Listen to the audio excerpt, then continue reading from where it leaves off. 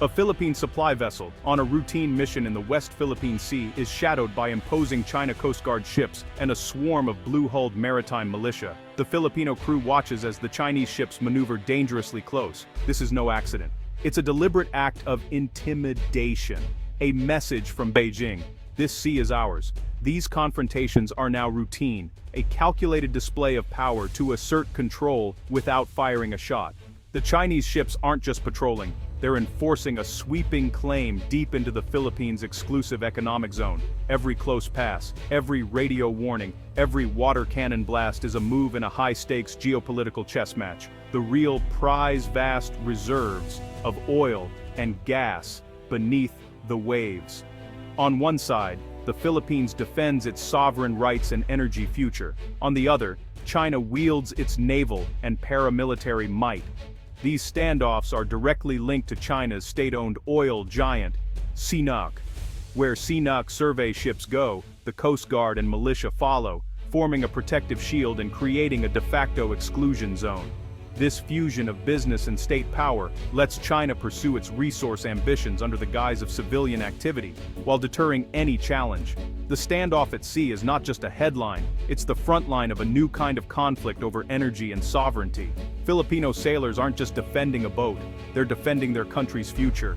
China's crews are instruments of state policy advancing strategic and economic ambitions. The board is the South China Sea. The prize is dominance. The world watches. But for those on deck, the tension is real and immediate. The struggle for the sea is a struggle for the future. For decades, the Malampaya gas field has powered the Philippines, supplying up to 20% of the nation's electricity. But Malampaya is running dry, and the country faces a looming energy crisis. Without a replacement, blackouts and soaring costs are inevitable. The answer lies in Reed Bank, an underwater plateau believed to hold even greater reserves of oil and gas. Developing Reed Bank is not just an opportunity, it's a necessity for energy security and economic stability.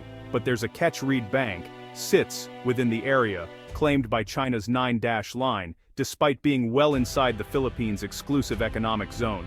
Beijing has made it clear, the Philippines cannot develop Reed Bank alone. This has created a paralyzing standoff. The clock is ticking as Malampaya depletes, but Reed Bank's promise remains locked away by China's assertive claims and maritime presence. The Philippines knows what it must do, but China stands in the way. The nation's energy future hangs in the balance. The stakes are national survival, not just economics. The world's eyes are on Reed Bank, but for Filipinos, the crisis is personal. The question, who will control the future of Philippine energy? China's control strategy in the South China Sea relies on gray zone tactics, asserting dominance without open warfare. At the core is a three-tiered force: the Navy over the horizon, the white-hulled Coast Guard as enforcers, and the blue-hulled maritime militia, ostensibly fishermen, but state-directed. These militia swarm contested areas, block rivals, and gather intelligence, all while maintaining plausible deniability. When a CNOOC survey ship enters Reed Bank, it's never alone. Escorted by Coast Guard and militia, forming a protective cordon.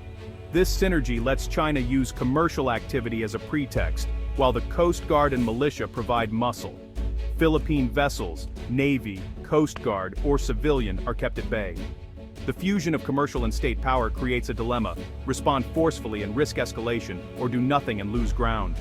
China keeps the conflict below the threshold of war, but the pressure is relentless. The result, a confused standoff where business, law enforcement, and military coercion are intertwined. For the Philippines, every CNOOC ship is a symbol of lost control.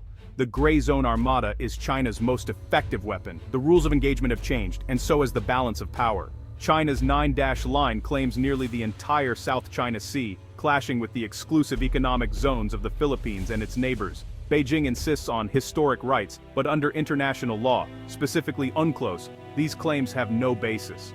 In 2016, an international tribunal ruled in favor of the Philippines, declaring China's claim incompatible with UNCLOS. The ruling confirmed Reed Bank is part of the Philippines' exclusive economic zone.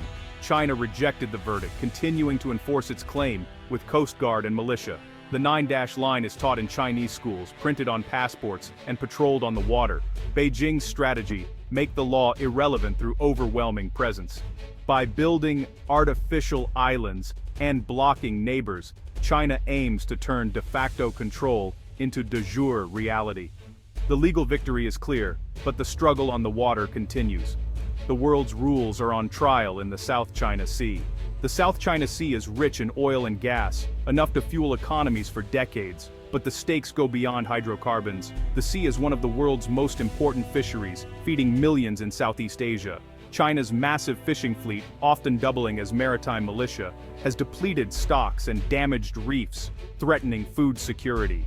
Beneath the seabed lie valuable minerals and gas hydrates, future energy sources with enormous potential. Control of these resources means economic and strategic advantage.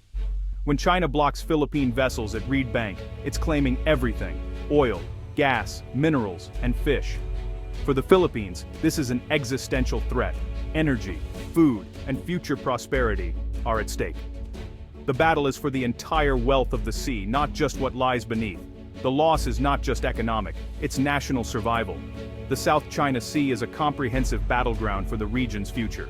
The Philippines has the legal right and technical partners to develop Reed Bank, but Chinese intimidation keeps projects frozen. Every attempt to survey or explore is met by China Coast Guard threats and harassment. In 2011, Chinese patrol boats forced a Philippine survey ship to suspend operations. Since then, the project has been in limbo. The blockade is clear: as long as Manila acts alone, its energy dreams remain out of reach. China's carrot joint development with Chinese state firms, if the Philippines sets aside sovereignty. But agreeing would mean tacitly accepting China's claim and violating the Philippine Constitution. For Manila, joint development in its own waters is surrender, not partnership. The choice: stand firm and risk energy shortages, or compromise and lose sovereign rights. China's strategy is working. So far, the gas stays in the ground. The standoff is a test of resolve and principle. The 2016 tribunal ruling gave the Philippines a clear legal victory.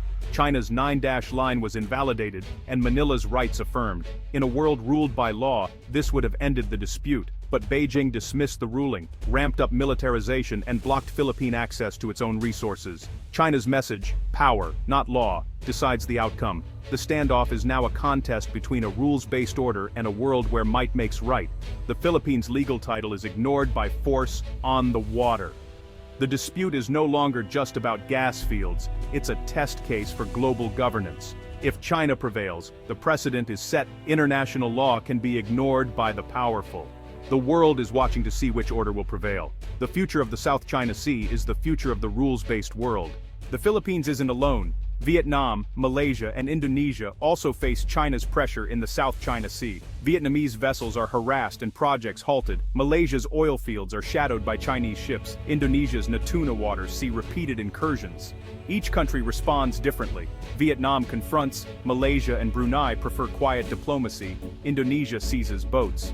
China exploits these divisions, using economic leverage and bilateral pressure to prevent a united front. ASEAN remains fragmented, unable to counter Beijing's ambitions effectively.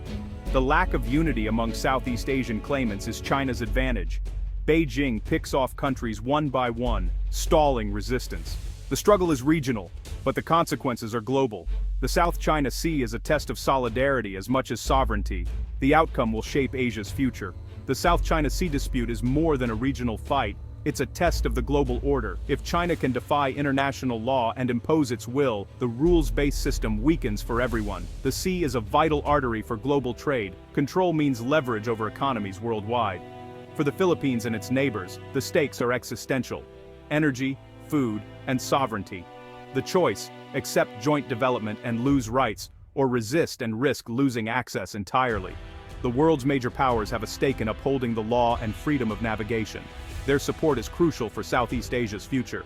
The fate of Reed Bank is a bellwether for the 21st century's rules of power and partnership. The outcome will echo far beyond these waters. The struggle for the South China Sea is the struggle for the future of international order.